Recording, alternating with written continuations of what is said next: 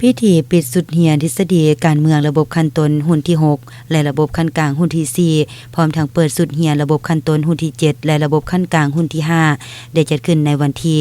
30 เมษายนที่ผ่านมาอยู่สโมสรใหญ่กองบัญชาการป้องกันความสงบแขวงเป็นประธานโดยท่านนางคำลาแก้วอุ่นคำคณะบริหารงานภาคของหัวหน้าสถาบันการเมืองการปกครองแห่งชาติและเข้าร่วมโดยท่านบุญทรงเพชรเจริญคณะประจำภาคแขวงหัวหน้าคณะจัดตั้งแขวงมีคณะอำนวยการโรงเรียนครูอาจารย์และนักศึกษาเข้าร่วม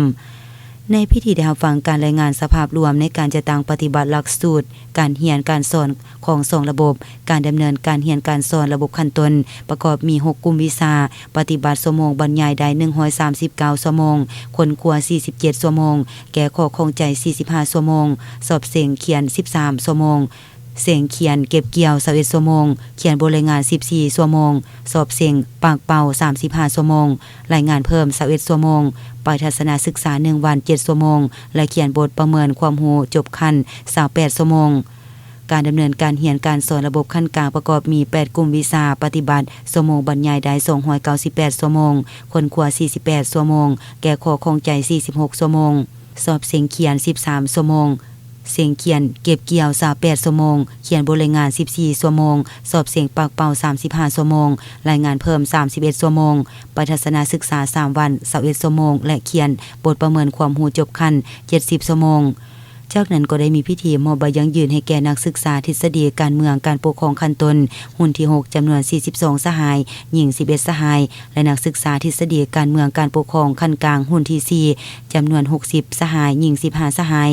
ให้เกียรติมอบโดยท่านนางคำลาแก้วอุ่นคำคณะบริหารงานพรรคของหัวหน้าสถาบันการเมืองการปกครองแห่งชาติพร้อมกันนั้นก็ยังได้มีพิธีมอบใบย่องให้นักศึกษาเรียนดีเรียนเก่งขั้นต้นจำนวน15สหายหญิง5สหายและขั้นกลาง22สหายหญิง9สหายและใบย่องให้นักศึกษาเคลื่อนไหวดีเด่นรอบด้านขั้นต้นจำนวน42สหายหญิง11สหายและขั้นกลาง60สหายหญิง15สหาย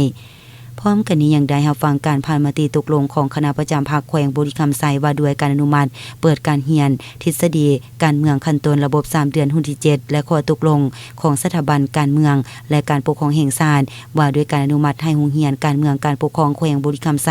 เปิดสุดเรียนทฤษฎีการเมืองขั้นกลางหุ้นที่5และรายงานเกี่ยวกับการแก้เกี่ยมเปิดสุดเรียนทฤษฎีการเมืองสำหรับสุดเรียนทฤษฎีการเมืองการปกครองขั้นต้นหุ้นที่7มีนักศึกษา32สหายหญิง12สหายและขั้นกลางหุ้นที่5มีนักศึกษา60สหายหญิง19สหาย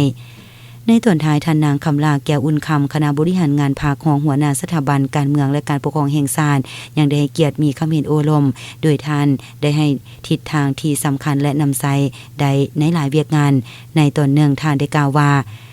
มีทฤษฎีก็เหมือนมีตาวิเศษเหลียวไปหน้าก็เห็นเหลียวขึ้นหลังก็ฮู้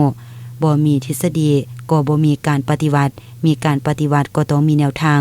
บ่มีแนวทางก็จะเฮ็ดให้เฮาลงแนวทางนโยบายก็คือบรรดาคาดหมายต่างๆของภาครัฐแต่ละระยะจะได้รับการจัดตั้งปฏิบัติและมีผลสำเร็จตัวจริงนั้นก็ต่อเมื่อมันได้เสื่อมเข้าในแนวคิดจิตใจและกลายเป็นขบวนการอันกว้างขวางของมหาชน